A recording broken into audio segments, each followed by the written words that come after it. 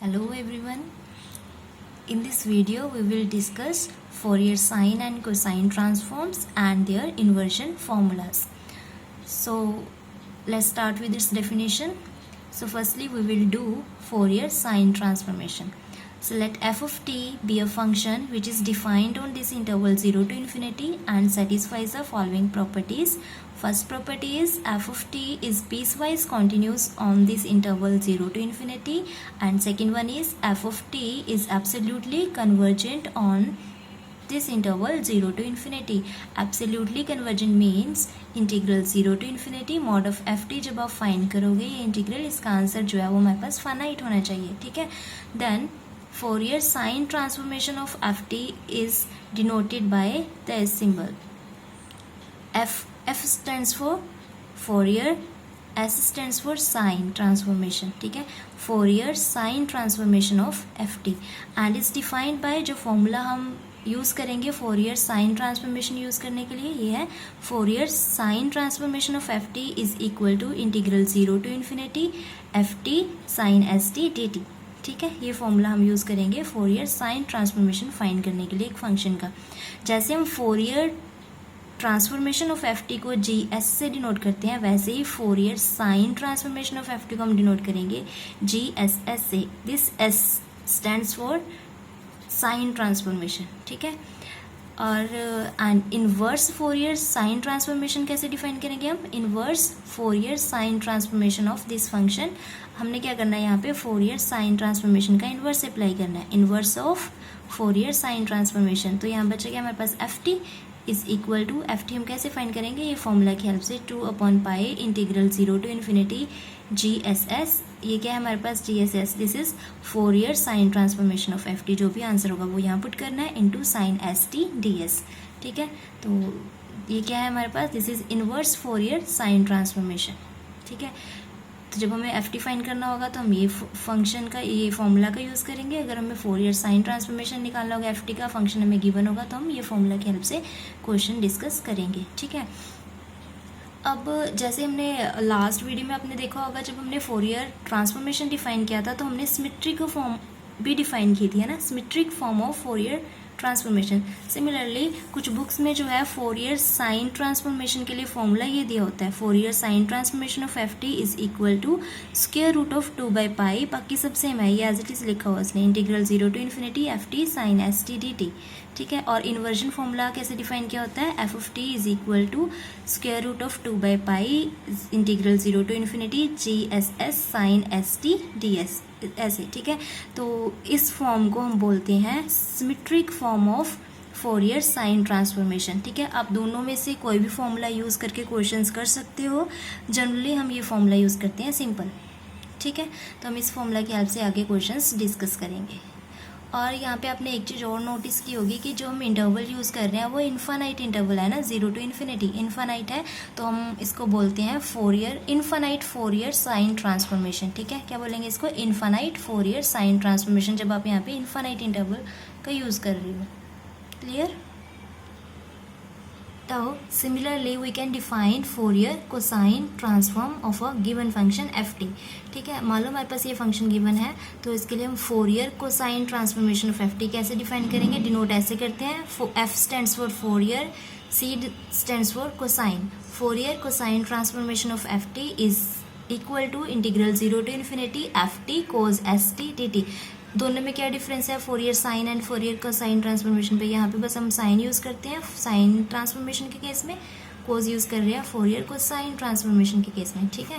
और वहाँ पे हम किसे डिनोट करते हैं? जी एस एस से. लेकिन यहाँ पे हम Fourier कोसाइन ट्रांसफॉर्मेशन कर रहे हैं तो हम इसको डिनोट करेंगे जी सी से, है ना, कोसाइन ट्रांसफॉर्मेशन. जो भी हमारे पास इसका आंसर आएगा उसको हम डिनोट करेंगे जी सी एस से.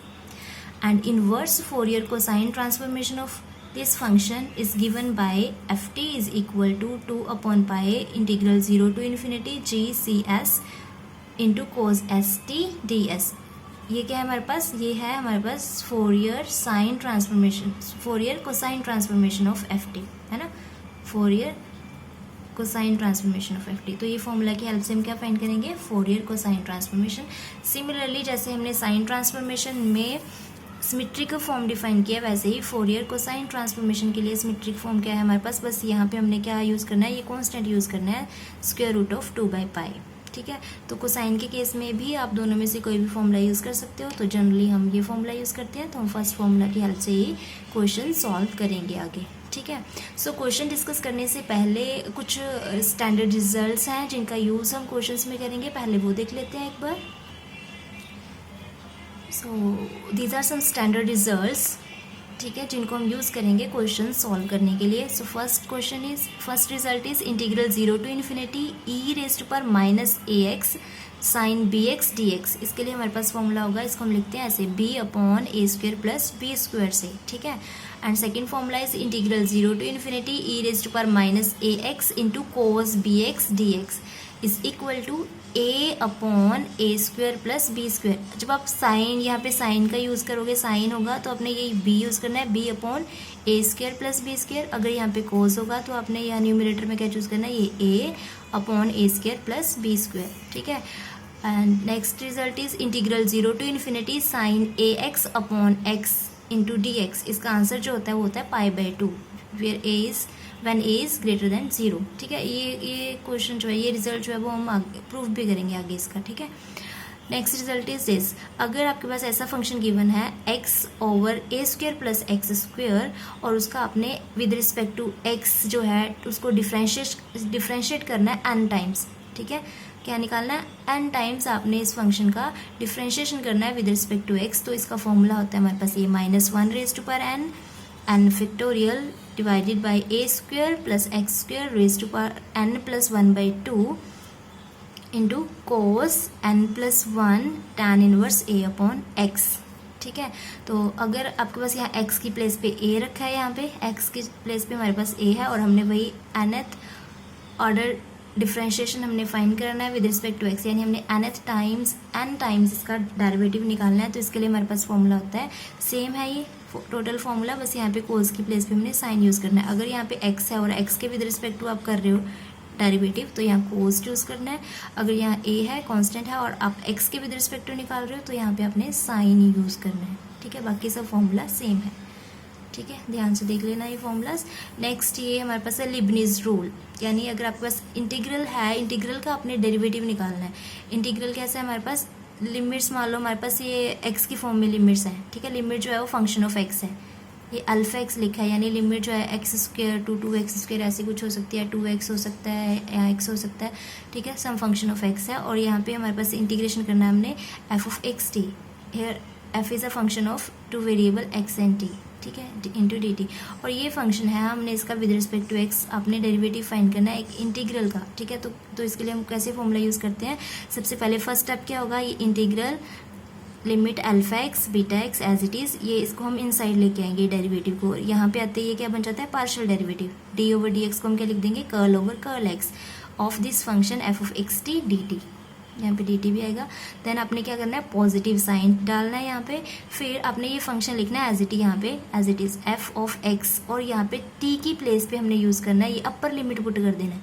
ठीक है, नेक्स्ट स्टेप में हमने क्या करना है, प्लस का साइन डालना है और फंक्शन में हमने क्या करना है, यहाँ t की प्लेस पे अपर लिमिट पुट करनी है β(x) और साथ में हमने जो भी बीटा जो है वो फंक्शन ऑफ x है ना, तो उसका हम with respect to x derivative कर सकते हैं। तो आपने यहाँ पे क्या निकाल देना है, dβ/dx, हमने उसका डेरिवेटिव कर देना है विद रिस्पेक्ट टू x।